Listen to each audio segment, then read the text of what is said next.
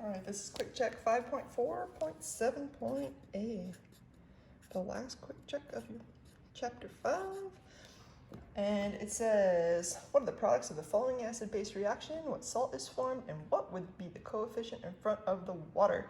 Also, if another molecule is formed, what is it? So, our first question, we have sulfuric acid, which we should recognize as H2SO4, is reacting with calcium hydroxide. Calcium hydroxide is Ca, and we got 2 hydroxide to cancel out the 2 plus charge. So we should already know those from chapter 4. And we want to know what they will form. Well, here we have an acid, and here we have a base. So we're looking at H plus and OH minus. Remember, 1 H plus will react with 1 OH minus to form 1 water.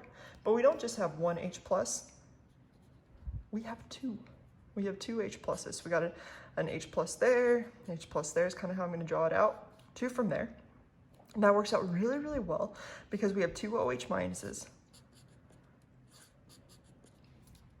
So we're getting the H plus from here, we're getting the OH minus from there.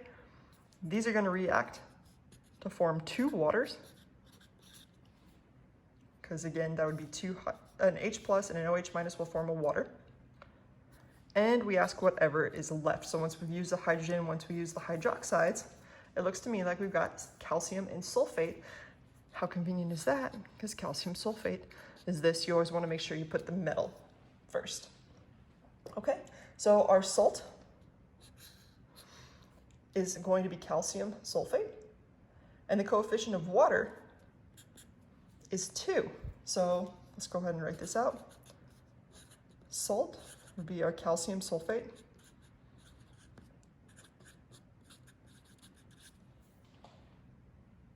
Our water coefficient is 2, because that's how many waters we ended up making.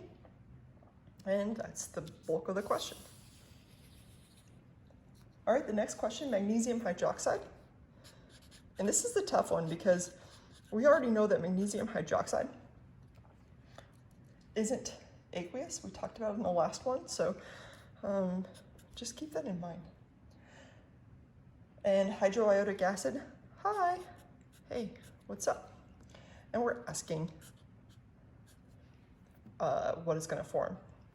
Well, remember, we want to balance it out so that for every hydroxide, we have an H plus. Here we have 2 hydroxides. But over here, we only have 1 H plus. So what we can do in order to have 2 H pluses, because we need 2, is to put a 2 in front. And now we have 2 H pluses. Now, each one of these can react to form a water. How many waters? Well, we have 2 OHs and 2 H pluses, and therefore we have 2 waters. Plus whatever's left. Once we've taken out the H plus, once we've taken out that, and we've taken out the OH minus, all we have left is magnesium iodide. Magnesium iodide is Mg. I2. So the water coefficient, well, let's do this. The salt is magnesium iodide.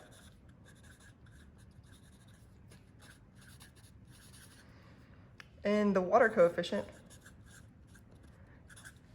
is once again 2. Moving on to the next question.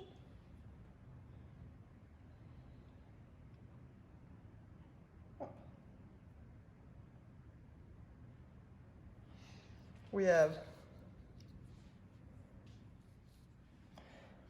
okay, so in this one, it says sodium carbonate, which is Na2CO3, and acetic acid, which is HC2H3O2. Now, we should recognize here that this is carbonate. As discussed, I think in the example problem above, carbonate acts a little bit differently than hydroxide, which would be OH minus. Instead, carbonate donates 1 oxygen for the water. So if carbonate donates 1 oxygen, here we have our acid, right? Acids give off H plus, and we need 2 of them in order to make H2O. So we're going to put 2 there. And what that will give us is 2 waters. So essentially this gave us 2 H pluses This one, we stole an oxygen. We'll make it an O2 minus just to make it even, and we were able to get 2 waters out of it. All right, so again, that took away an oxygen from here. So now it's no longer CO3, it's CO2. CO2 is a gas, and we should recognize anytime we have carbonate and we react acid with it, we're going to form CO2 gas.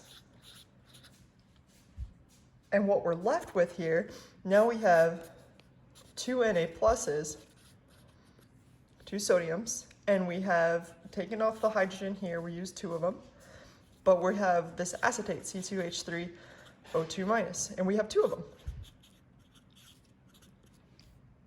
In other words, we have 2 sodium acetates. So the question was, which one's the salt? Well, the salt's going to be the ionic compound, the metal of the nonmetal. So the salt is right there. It's another molecule that formed. Yep, that's going to be this. Carbon dioxide. So this reaction would bubble, and you'd see CO2 coming out of it. And then the water coefficient is 2. All right, I hope this helps.